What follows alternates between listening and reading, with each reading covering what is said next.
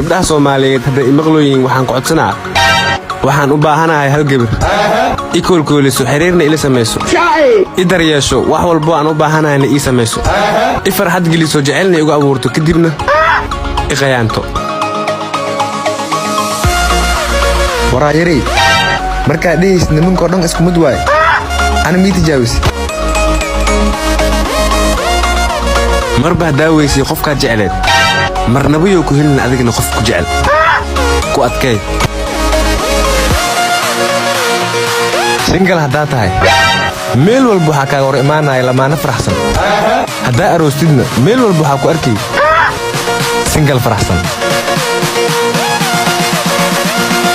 adduunyada meel kasta waxa ka jira dagaalkaas aan la ogeyn haddana la ogyahay dagaalkaas inta qaani waa dagaalka sariir